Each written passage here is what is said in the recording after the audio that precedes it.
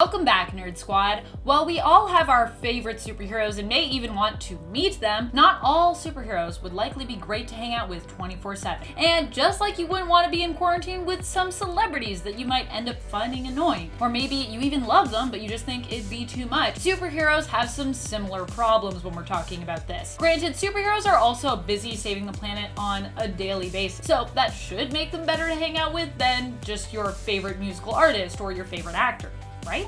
Think again. Superpowers might be helpful during an alien invasion, but when it comes to being quarantined with a superhero, their powers might become more of a con than a pro. Today we're going to look at some of the supers you might find you'd rather have more space from, as we count down the top 10 superheroes you wouldn't want to be stuck in quarantine with. And be sure to stick around till the end of this list, where I will have some bonus content coming your way. Alright, let's get counting. Number 10, the Hulk. Bruce Banner himself would likely be a fine quarantine buddy as long as he could leave his anger issues at the door. Unfortunately for Bruce, this has been a struggle for him throughout his entire life. And so the problem becomes that if you get Bruce angry, you immediately are inviting the Hulk to your quarantine party as well, which would likely not be as fun, as he might just end up raging and then smashing all your stuff. That's right, smashing that expensive Nintendo Switch if you have one. For some reason, I imagine this being a big issue were Bruce a competitive gamer. Like, imagine if you beat him in a game of Smash Bros. And then he just started wrecking your place. Smashes your television, smashes your Nintendo Switch, and just destroys all your comics. I guess you'd still have conversation, assuming that Bruce eventually returned, because Hulk, of course, is not widely known for his amazing conversation skills. Basically, being quarantined with Bruce Banner, not so bad. Being quarantined with Hulk, problematic. Number 9, Scarlet Witch. You might think Scarlet Witch wouldn't be too bad. She could alter reality, make that time that you have to wait feel kind of like it was just 10 minutes or like 10 seconds. She could make you feel like you were on a vacation during the whole thing.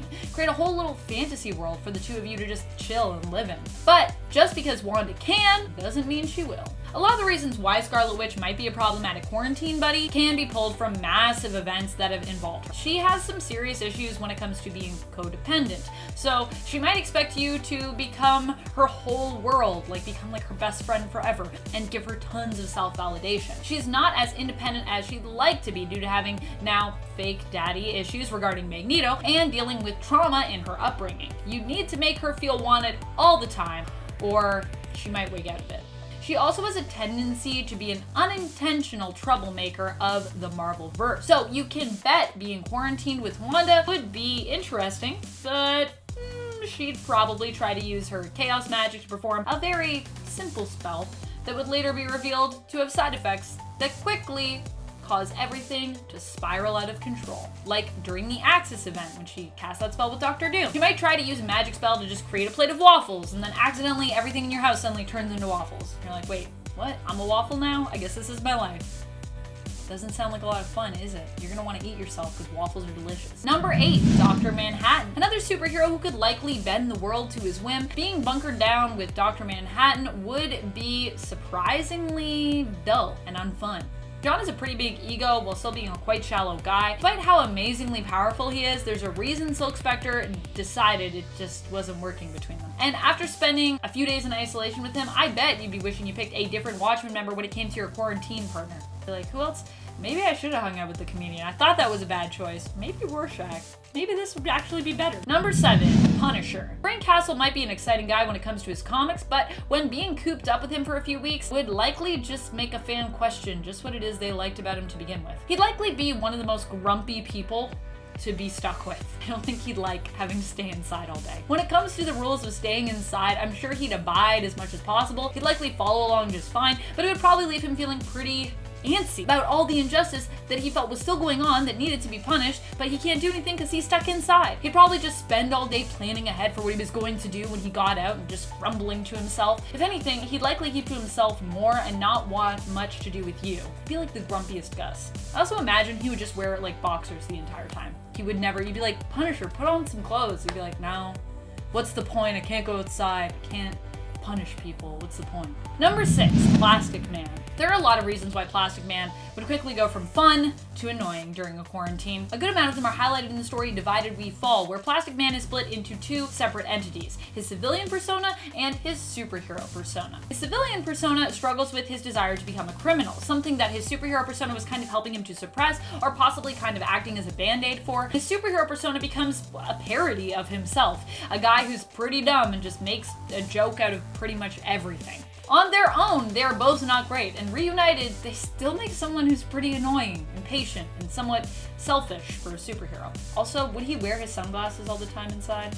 This is the question. Number 5, Creeper. Jack Ryder is not just one of the spookiest looking superheroes, but he's also one of the weirdest ones as well. He became Creeper while trying to save a scientist from some mobsters. During his rescue attempt, he was injured, prompting the scientist to actually help Ryder in an effort to save his life, granting him superpowers as well as a way to transform into his freaky costume really quickly. Jack Ryder, however, was originally a talk show host, and this fact, combined with the fact that he may have been drugged during the time that he got his superpowers, makes him one of the most oddly behaved superheroes. Mostly the drugs though, but also talk show hosts, you know what I mean?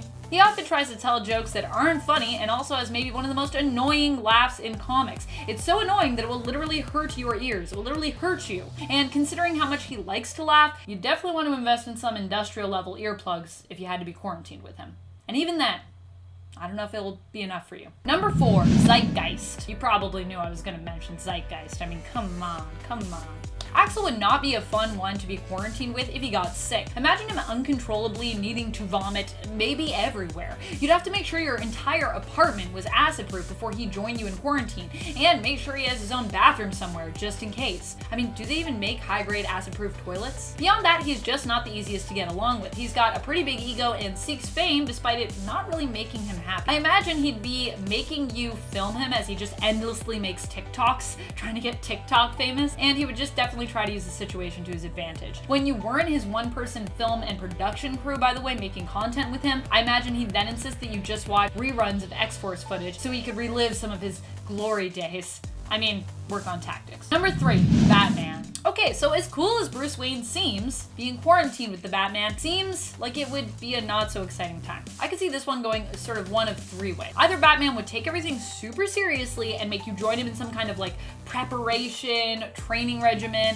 or take it so serious that he became more paranoid than the most news-obsessed parent that you have ever met. The third option here is that Batman would be so committed to protecting Gotham that he'd refuse to abide the quarantine rules, thinking that they didn't apply to the Batman. I mean, we've seen him try to save the city while sick before, and likely going out and working to fight crime would probably lead to him getting sick eventually. I mean, the guy has been around since the 1930s. He's old. If a villain coughed or sneezed on him during a fight, that's it, he's sick. Which then, when he returned home, would likely mean you'd get sick as well. Getting sick, even if it's with Batman, doesn't sound like fun. And then, what would happen to poor Alfred? No, Alfred. Batman, don't go outside. Hopefully Batman would be good. He's staying quarantined. But either way, he's gonna drive you crazy. Number 2, Guy Gardner. Guy Gardner was originally widely known as one of the biggest jerks within the superhero community. He was hot-headed, inappropriate, and often impatient. Not qualities you'd want in a quarantine buddy. He'd likely threaten to fight you for title of quarantine league leader or something like that. And then if he lost, he would probably just whine about it and then moon you in revenge. Of course, Guy Gardner isn't as bad as he used to be, but he's still just as stubborn, so maybe he's not as bad as I'm making him out to be. We should give him the benefit of the doubt. He's definitely been redeemed somewhat in the comics since he was originally introduced, and he used to be more presented as a more self-centered and sometimes even predatorial jerk. But one thing's for sure, you wouldn't want to be quarantined with original Guy Gardner. No one wants that. I don't even think Guy Gardner would want that. Just saying. Number 1, Deadpool. While Deadpool's comics might be hilarious to read, and he might seem like a fun guy at a distance, I sincerely doubt he's someone that you would want to be quarantined with. For one thing, he smells. And Wade also spends most of his issues of his comics talking to himself, and not necessarily having a full-on conversation with himself either. He spends a lot of time talking to voices inside his own head, ones that we can't even hear, and there's multiple in there. So you'd likely spend a good amount of time of the quarantine hearing 1/3 of a conversation that would likely never end. The other thing is Deadpool wouldn't even need to be quarantined in the event of a pandemic. He's immune to standard viruses and diseases, and yet Knowing him, he'd likely insist that he needs to be quarantined with you anyways, coming up with some outlandish reason as to why he needs to stay by your side no matter what. Probably be like, I'll protect you from this pandemic. I also have a feeling that he'd just use up all of your toilet paper on day one. And you'd be like, what? No, it's so hard to get toilet paper right now, man. Thank you so much for watching, Nerd Squad. I hope you enjoyed this list, and I hope that you are somewhere and you are staying safe. Which superhero do you think would be the most annoying one to be quarantined with? Who do you think would be a fun or interesting quarantine buddy? If you got sick, what superhero do you think would be the best at nursing you back to health? Let us know in the comments below. And speaking of comments, it's time to turn to some comments from our latest videos, Top 10 Strongest Mutants, Part 2. That was my flexing competition one. Travis Singh asks, isn't Onslaught like super strong too? He knocked Juggy across New York. Onslaught is super strong. We had him actually on our part 1 of our strongest mutants list because he's just that strong. And yes, he did knock Juggernaut from Vancouver all the way to New Jersey. Cynics Barbarian says Sabretooth needs his own movie. Agreed. He's just one of the most complex and badass characters in the world of mutants. Hopefully he'll be more heavily featured when we start to see mutants arriving in the MCU, and fingers crossed that maybe we'll get a standalone film about him. I would love that. That would be super cool. And that's all the time we have for comments today. Be sure to comment below to have your questions responded to and your thoughts featured in a future video. This has been Top 10 Nerd, and I'm your host, Amanda McKnight, reminding you, as always, to stay safe and stay nerdy, YouTube.